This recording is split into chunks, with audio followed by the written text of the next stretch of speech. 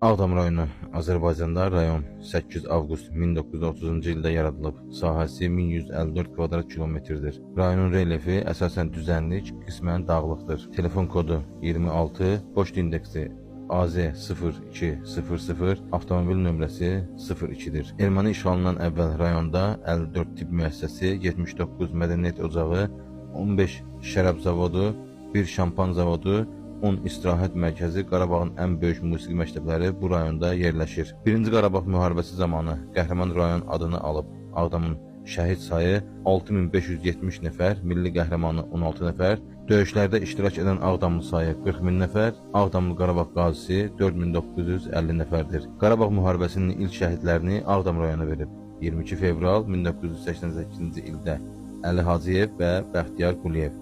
Sərhəd rayonları Tərtər, Bərdə, Ağcabədi, Xocavənd, Xocalı və Ağdərə. Azərbaycan Respublikasının 2023-cü il 1043 nömrəli qanunu ilə bəzi kəndləri yeni yaradılan Ağdərə rayonuna verilmiş, 1044 nömrəli qanunu ilə Xocavənd rayonundan bəzi torpaqlar Ağdam rayonuna qatılmışdır. Dövlət Statistik Komitəsinin 2024-cü ildə verdiyi məlumata görə Ağdam rayonunda bir şəhər, 14 qəsəbə, 113 kənd var.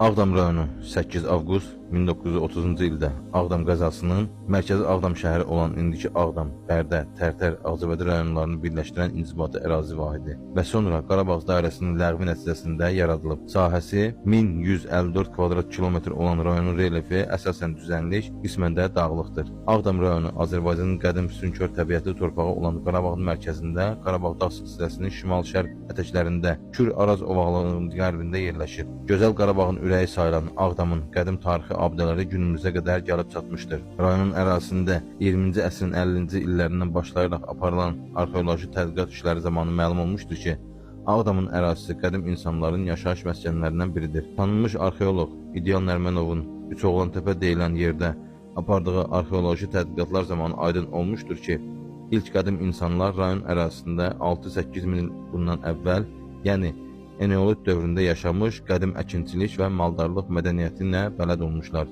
Alim rayonun digər ərazilərində qədim yaşayış məskəni olmuş Leylatəpə və Üzərlikdəpə deyilən yerlərdə apardığı arxeoloji tədqiqatlar zamanı Eneolit və Orta Tunc dövrünə aid duluzçuluq, zərgərlik və digər sahələrə aid maddi-mənəvi abidələr aşkar etmişdir. Ağdam sözü qədim türk dilində kiçik qala deməkdir. Uzaq keçmişdə bu ərazidə yaşamış türk dilli qəbilələr özlərini müdafiə etmək üçün əsasən kiçik qalalar tikirdilər. Zaman keçdikcə bu şəhərin adının mənası dəyişib, 18-ci əsrin birinci yarısında Qarabağlı Pənahəli xan bu şəhərdə özü üçün Ağdaşdan